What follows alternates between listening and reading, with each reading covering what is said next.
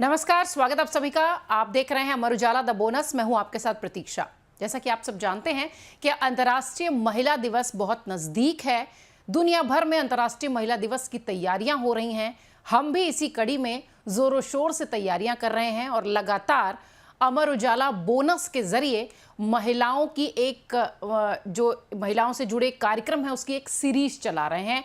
और आज इसी सीरीज में एक नए अतिथि के साथ हम जुड़े हैं जिन्हें परिचय की आवश्यकता नहीं है, जो महिला सशक्तिकरण का पर्याय हैं। अगर ये कहा जाए तो अतिशयोक्ति नहीं है। नाम बता देती हूँ, आप सब देखकर भी खुश हो जाएंगे क्योंकि मैं तो बहुत ज़्यादा एक्साइटेड हूँ बात करने के लिए। हमारे साथ डॉक्टर किरण बेदी जी जुड़ चुकी हैं, पुडुचेरी की उपराज्यपाल रह चुकी हैं, जिनके नाम देश की पहली महिला आईपीएस अधिकारी होने का खिताब है। किरण मैम, आपके लिए अगर मैं पूरे कार्यक्रम में अगर आपकी बातें करती रहूं तो शायद कम पड़ेंगे। बहुत स्वागत आपका हमारे मंच पर। आपका धन्यवाद। धन्यवाद किरण मैम, आज के शो में देश की जो पुलिस फोर्स में महिलाओं की भागीदारी है, किस तरीके से वो बढ़ रही है, कैसे वहाँ काम करने की ज़रूरत है। अगर देखिए तो एक तरफ देश में जो हमारी देश की पंचायत है, संसद की अगर बात करें तो 33% आरक्षण वहाँ से जारी हो चुका है। लेकिन अगर दूसरी तरफ हम देखते हैं तो पुलिस फोर्स में महिलाओं की भागीदारी में बहुत ज़्यादा हम पीछे नज़र आते हैं। आंकड़े भी कुछ ऐसे ही बताते हैं। मंत्रालय जो होम मिनिस्ट्री है, गृह मंत्रालय ने जो आंकड़े जारी किए हैं उसके हिसाब से भी अगर देखिए तो महिलाओं की भागीदारी बहुत कम है। इन्हीं सब विषयों पर आज हम आपसे चर्चा करेंगे। उससे पहले अपने दर्शकों को थोड़े से आंकड़े बता दें, फिर किरण मैम का रुख करते हैं। आप अपनी स्क्रीन पर देख रहे होंगे कि 2014 में ये हिस्सेदारी लगभग 6% हुआ करती थी और जिस तरीके से 2022 में ये आंकड़ा 11.75% तक बढ़ा है। होम मिनिस्ट्री के जो आंकड़े हैं वो यही कहते हैं। साल तो बहुत ज़्यादा बढ़े लेकिन जो आंकड़ा है वो बहुत कम नज़र आता है। अगर आप देखिए तो 2014 में जो आंकड़ा 6% के आसपास हुआ करता था वो इतने सालों बाद 2022 में भी मात्र 11-11.5% के आसपास रहा है।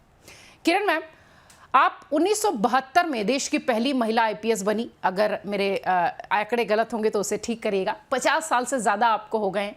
लेकिन पुलिस फोर्स में अगर देखा जाए तो महिलाओं की भागीदारी अभी भी डुअल अंक में जिस तरीके से पहुंची है उसमें भी बहुत सुस्त चाल दिखाई पड़ी है।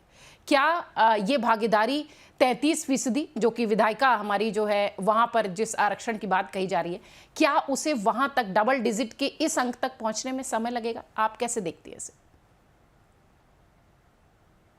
हाँ, लगेगा समय, क्योंकि हमारा समाज अभी भी लड़कियों को तैयार नहीं कर रहा।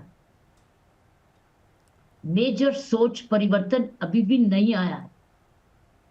जब तक हम अपनी बेटियों को तैयार नहीं करेंगे ऐसे कामों के लिए, ऐसे प्रोफेशंस के लिए, तो भर्ती कर लो तो बात की नहीं है। क्योंकि ये नहीं मालूम कि पुलिसिंग काम एक देश को, अपने देश का डिफेंस है।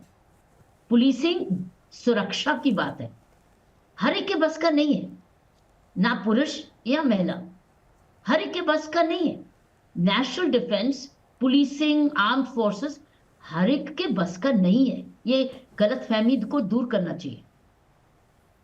इसलिए आपने देखा है हमारे कितने सारे सुंदर इफेक्टिव सैनिक स्कूल है लड़कों के, कितने सारे सैनिक स्कूल है, एयरफोर्स स्कूल है, नेवल स्कूल है, इन्फेंट्री स्कूल है ना।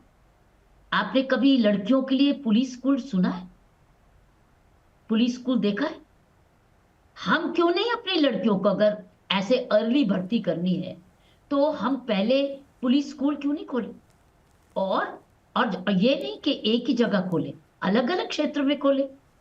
तो फिर क्या होगा, आपके पास 12वीं भी आप उस स्कूल में करिए, स्पोर्ट्स खेलिए, ऑलराउंडर बनाइए, जो भी डिफेंस की जरूरत है उसके लिए उसको बच्चियों को तैयार करिए।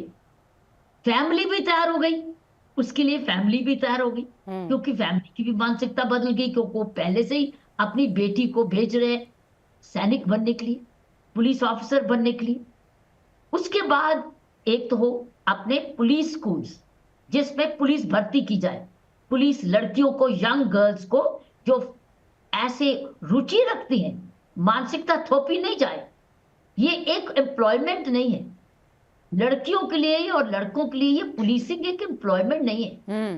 बिल्कुल ठीक। जैसे आर्म फोर्सेस एक एम्प्लॉय नौकरी नहीं है, ये तो जीवन भर का समर्पण है। पुलिस जीवन, आर्म फोर्सेस, एक बार या वर्दी पहन ले आप समर्पित हो जाते हैं। ये जॉब नहीं है, ये 10 to 5 जॉब नहीं है।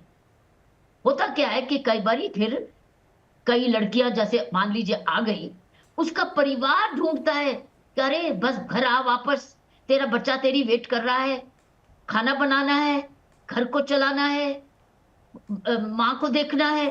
वो नहीं समझते कि लड़की ने तो वर्दी पहन ली, अब ये समर्पित है। अब उसका घर तो भी उसको मदद चाहिए। माँ बाप का रोल बनता है कि उसके बाद उसको यह सहयोग देना। तो मैं ये समझती हूँ हमारा समाज हमारी लड़कियों को अभी हमारी तैयारी के लिए इंस्टीट्यूशंस नहीं है, तो हम सिर्फ आंकड़ों पे जा रहे हैं, नहीं 33% पे जा रहे हैं। आपने देखा है कि जब आप गांव में तो 33% आपने कह दिया महिला सरपंच या पंच होंगी। मैं खुद गांव में काम करती हूँ, स्वयंसेवी संस्था, आपको पता है मेरी नवज्योति इंडिया फाउंडेशन जी। हम 40 से ज्यादा हरियाणा के गांव में काम करते हैं स्वयंसेवी संस्था होते हुए। हम पंचेस की ट्रेनिंग करते हैं। मैं महिलाओं की अपनी बहनों के साथ बातें करती हूँ जी।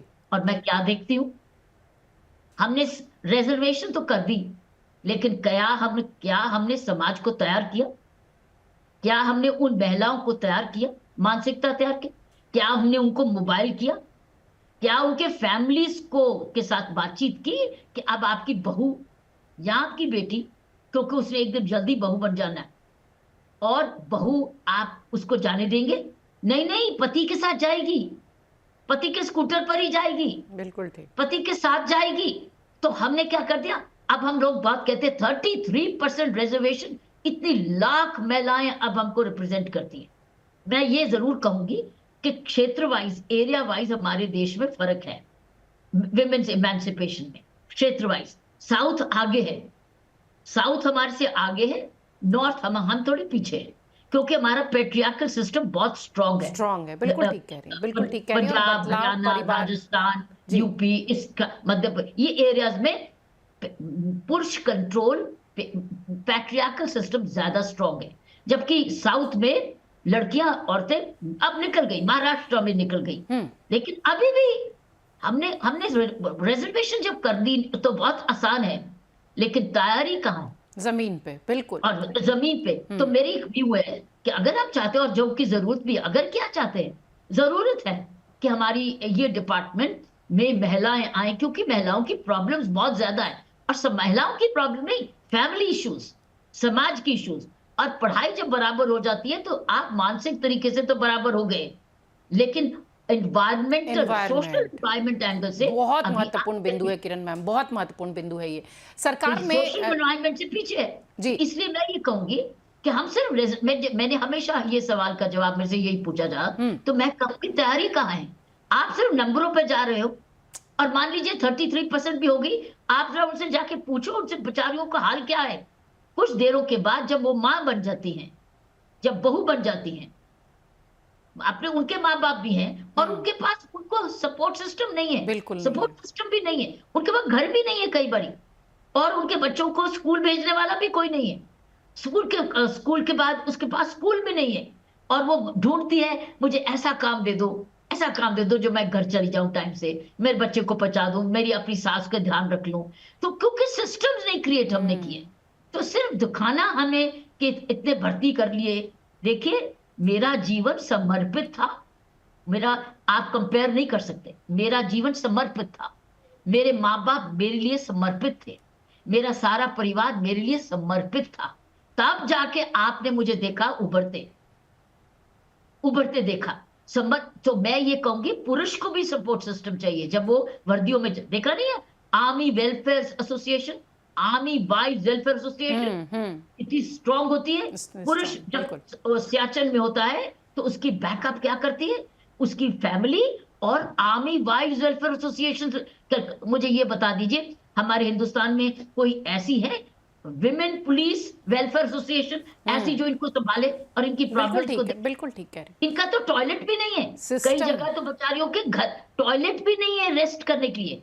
और महिलाओं के लिए तो कुछ समस्याएं साथ में आती है, उसको मंथली पीरियड्स आते हैं, उसको प्रेगनेंसी आती है, राइट, प्रेगनेंसी आती है, उसको मदरहुड आना है, हाँ, और उसके बाद उसके बड़े पे उसके ससुराल भी है, उसके पेरेंट्स भी हैं, और पुरुष बेचारा पिसता रहता है पुलिसिंग में, पुरुष की बात कोई सुनता नहीं है, पुरुष को लगा रहता है, उसकी कोई सुनवाई नहीं है, वो लगा रहता है 24 घंटे, छुट्टी भी नहीं मिलती। एसएचओ जब बन जाता है कोई तो उसको इजाजत लेनी पड़ती है, वो घर कब जाए, इजाजत बिल्कुल मैम, जैसा आप कह रही हैं कि बहुत प्रैक्टिकल जो इश्यूज हैं वो आप उठा रही हैं। निश्चित तौर पर जब सरकार से कई बार संसद में ये भी पूछा गया कि महिलाओं के पुलिस बलों में महिलाओं की भागीदारी बढ़ाने के लिए आखिर किया क्या गया, तो इस पर सरकार का हमेशा से ये जवाब रहा कि पुलिस राज्यों के अधिकार का विषय है, उनकी तरफ का विषय है, राज्य देखेंगे अपने पुलिसकर्मियों में महिलाओं की उनकी भागीदारी उनको बढ़ाना चाहिए या ना बढ़ाएं या वो देखें। लेकिन अगर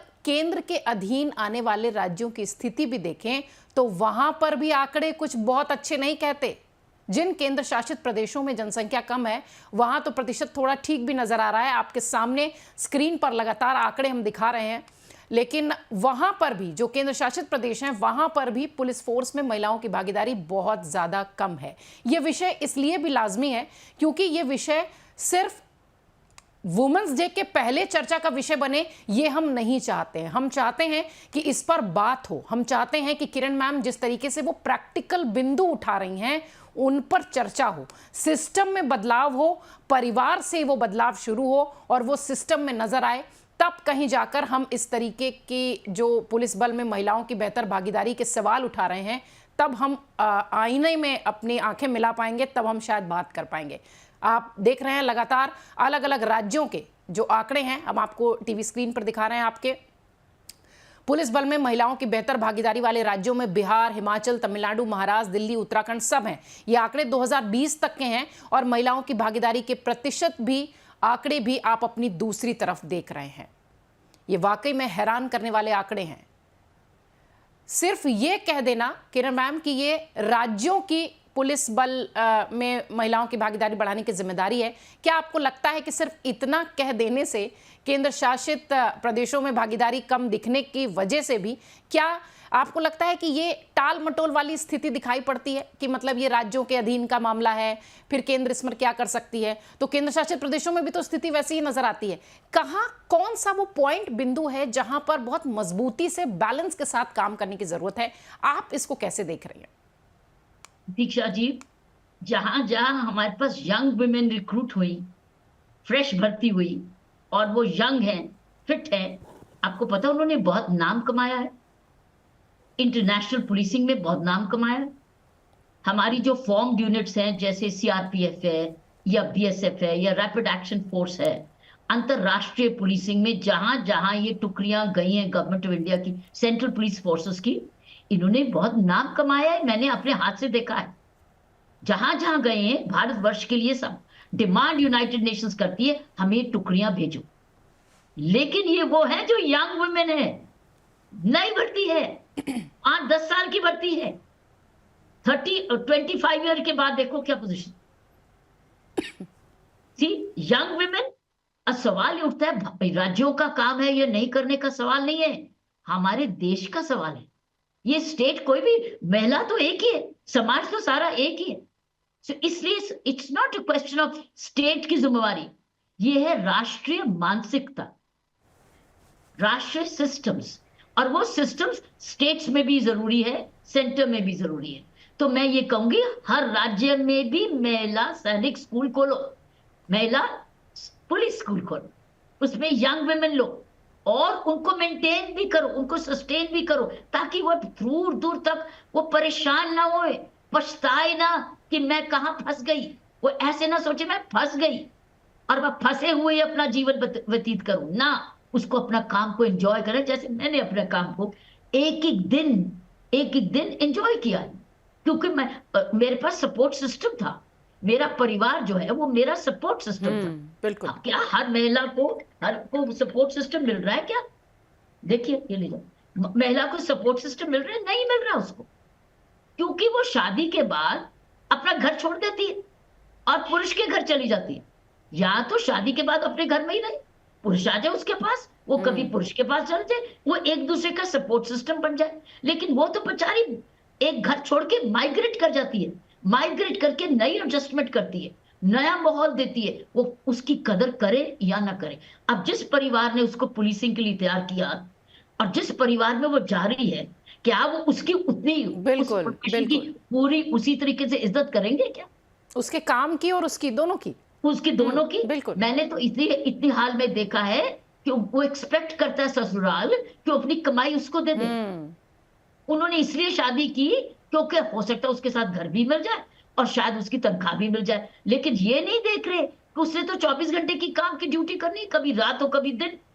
तो हमको समाज को तैयार नहीं कर रहे अभी, समाज अभी तैयार नहीं हो रहा। जो छोटा छोटा मोटा तैयार, लड़कियां अपने हिम्मत से आ रही हैं, अपनी हिम्मत से आ रही है, लेकिन हम समाज परिवर्तन नहीं कर पा रहे अभी, उसके लिए बड़ी गति अभी धीमी है। तो इसलिए हमको इसके लिए हम भर्ती कम करें, लेकिन भर्ती ऐसी करें जो लड़का और लड़की में फिर पुलिस ऑफिसर कहे शुक्र है मैंने ऐसा काम लिया, और माँ बाप भी कहे कदर करें। और अगर शादी हो गई तो जरूरी नहीं है कि शादी करके अपना घर छोड़ दे, उसी घर में रहे, पति भी आए उसके पास, कभी रहे या ना रहे, या दोनों मिलके एक घर बनाए जिसमें एक सपोर्ट सिस्टम भी बनाए।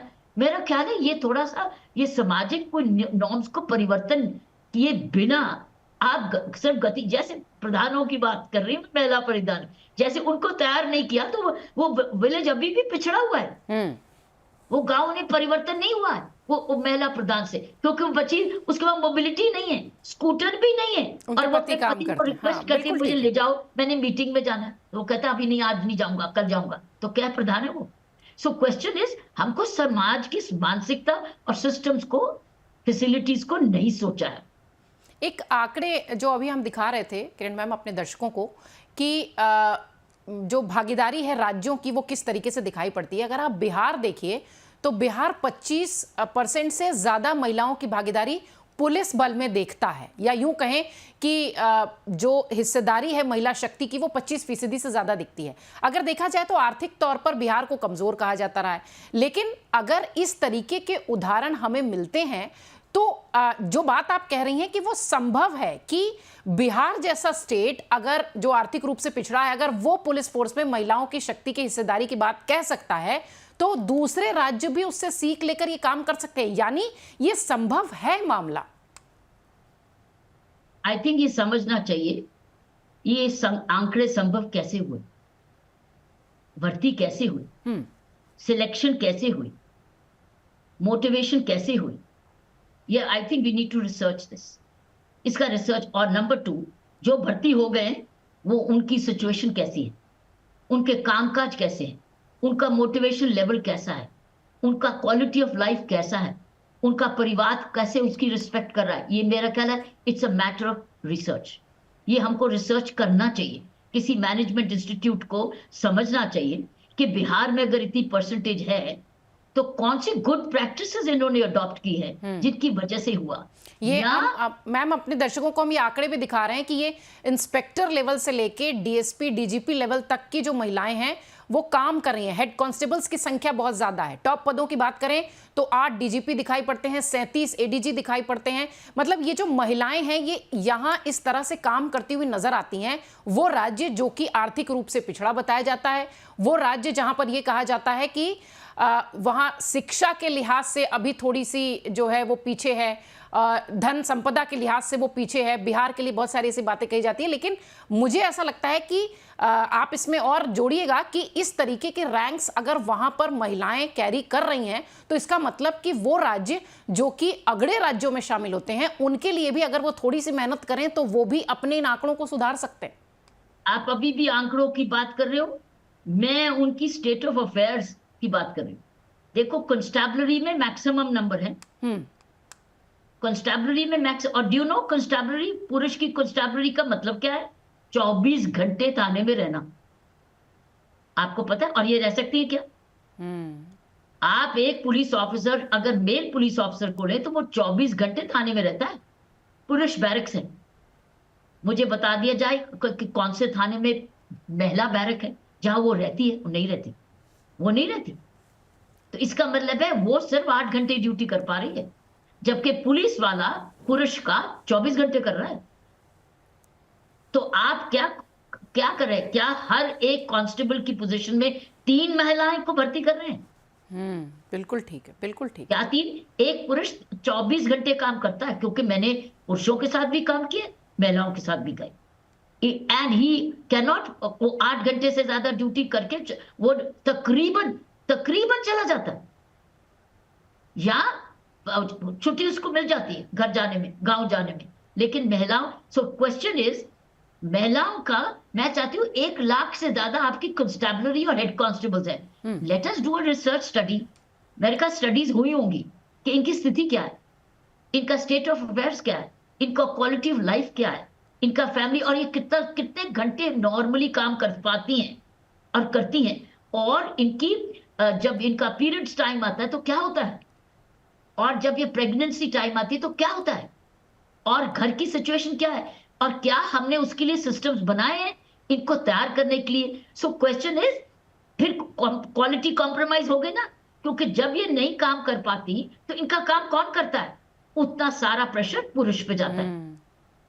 सो हमने करना है इक्वल फोर्स, हमने नंबर नहीं भरने, हमने फिट फोर्स क्रिएट करना है। फिट फोर्स, पुरुष और महिला के बिना, कोई बिना डिफरेंशिएट के, जो फाइटिंग फिट फोर्स हो, और उसमें नो कॉम्प्रोमाइजेस, और उसमें महिला और विमेन भी समझ लें कि कोई भी हमारी असुविधा हो रही हो, हमको पता है क्या करना है। हमारे पास सपोर्ट सिस्टम्स है, मेरे पास सारे सोशल पुलिस डिपार्टमेंट है मेरे पीछे लगा हुआ, जो कि मेरी केयर करेगा। उसके लिए वॉशरूम है, उसके लिए टॉयलेट है, उसके लिए बैरक है, उसके लिए प्राइवेसी की जगह भी है, तो सेफ्टी भी है, सब कुछ। तो मैं कहती हूँ तुम सिर्फ आंकड़ों पर जाओ, आओ थोड़ी रिसर्च करें कि इन 1.25 लाख हेड कांस्टेबल और कांस्टेबल की सिचुएशन में स्थिति कैसी, क्वालिटी ऑफ लाइफ क्या है, ये जिंदगी कैसे, क्या वो सिर्फ पास टाइम कर रहे हैं कि काम भी कर पा रहे हैं, ये सिर्फ विमेन क्राइम्स के लिए, और या इनकी 8 घंटे और पुरुष के 24 घंटे? Why why? उनको, क्योंकि उनकी मानवता, उनको 8 घंटे से ज्यादा स्ट्रेच नहीं कर पाओगे, पुरुष महिला को कर नहीं पाओगे, ना ही करना है। लेकिन पुरुष की सिचुएशन, इसका मतलब उनकी जो कमी है वो कहीं दूर, कोई और कमी दूर कर रहा है।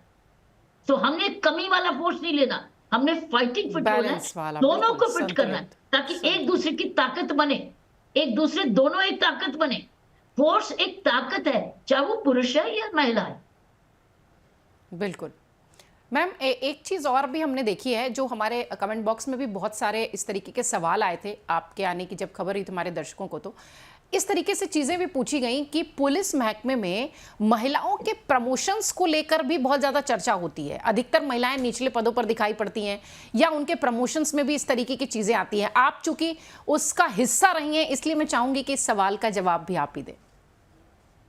होता है कि विमेन कार्डर अलग होता है, मेल कार्डर अलग होता है, ये जॉइंट कार्डर नहीं होता है। जॉइंट कार्डर गजेटेड लेवल पे इकट्ठा होता है, जैसे कि आईपीएस एंड एएसपी के बाद आईपीएस में जॉइंट कार्डर है, आईपीएस में महिला और पुरुष नहीं है। लेकिन जब आप स्टेट सर्विस में आते हैं, उसकी रैंक के बिलो, वो एक सेपरेट कार्डर है। विमेन कार्डर अलग होता है, मेल कार्डर अलग होता है। विमेन की हायर पोजीशंस कम है, क्योंकि फोर्स कम है, पोजीशंस, हायर पोजीशंस भी कम है। सिमिलरली मेल की पोजीशन, उनका फोर्स ज्यादा है, उनकी हायर पोजीशंस बेट हायर है। So question is, that is the reason, क्योंकि सीनियर पोजीशंस इन विमेन पुलिस कार्डर में कम होती है, इसलिए उनकी प्रमोशन भी फिर कम होती है। और मैं आपको बता दूं, ये जो सिचुएशन आप पूछ रहे हैं, ये पुरुषों में भी है। पुरुषों में भी कई कार्डर्स में प्रमोशंस आर वेरी स्लो, क्योंकि उनकी जो पर्सनल कार्डर बननी, जिसको कहते हैं करियर प्लानिंग और पर्सनल पॉलिसीज, ये पर्सनल पॉलिसीज किसी स्टेट्स की बहुत अच्छी हैं और किसी स्टेट्स की नहीं है। यहां पर स्टेट में फर्क आता है, एक स्टेट से दूसरे। बिल्कुल, मुझे उम्मीद है कि जिस भी दर्शक ने यह सवाल पूछा होगा कि प्रमोशंस को लेकर क्या होता है, उन्हें उनका जवाब मिल गया होगा। किरण मैम, आपने जब कार्यक्रम की शुरुआत की थी तभी आपने कहा था कि बहुत फर्क है और बहुत समय लगेगा, लेकिन हो सकता हो कि अगर हम जिन बिंदुओं पर आप बात कर रही हैं, जो प्राइमरी लेवल से, ग्रासरूट लेवल से, जमीनी स्तर से बदलाव की आप बात कर रही हैं, अगर हम उस पर काम करना शुरू करते हैं तो हो सकता हो ये जो डबल डिजिट वाला आंकड़ा इतने दिनों बाद आया है, इसकी अगली छलांग हम और ज़्यादा जल्दी लगा पाएं। बहुत धन्यवाद किरण मैम, आपने समय दिया। निश्चित तौर पर जैसा कि मैंने शुरुआत में भी कहा कि महिला सशक्तिकरण का आप पर्याय हैं। I am a huge fan of yours, और मुझे लगता है मेरी तरह ऐसी बहुत सारी लड़कियां और महिलाएं होंगी जो आपकी फैन है। बहुत धन्यवाद आपका। हम कोशिश करेंगे कि जो बिंदु आपने उठाए हैं उनको हम ज़्यादा से ज़्यादा प्रसारित कर सकें, प्रचारित कर सकें। बहुत शुक्रिया आपका समय देने के लिए। Thank you. तो आपके लिए, आप सब दर्शकों के लिए एक सवाल भी है और साथ ही एक जवाब भी। इस वीकेंड आप क्या कर रहे हैं, ये तो सवाल हो गया। संभव है कि चैंपियंस ट्रॉफी का फाइनल है तो हो सकता है वो फाइनल देखने की आपकी प्लानिंग होगी, लेकिन चैंपियंस ट्रॉफी के फाइनल से ठीक एक दिन पहले यानी सैटरडे, शनिवार 8 मार्च, जब पूरी दुनिया अंतर्राष्ट्रीय महिला दिवस मना रही होगी, तो उस मौके पर आपके लिए हम लेकर आ रहे हैं बहुत ही शानदार शाम, बहुत ही शानदार कार्यक्रम।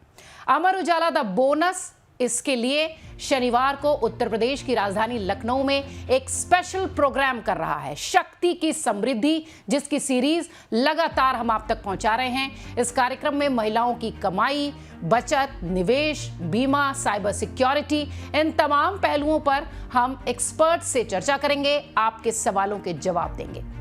जैसा कि तस्वीरों में आप देख रहे हैं, शो की मुख्य अतिथि के तौर पर केंद्रीय मंत्री अनुप्रिया पटेल मौजूद होंगी।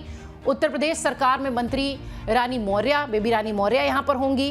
रजनी तिवारी जी विशेष अतिथि के तौर पर यहां नजर आएंगी।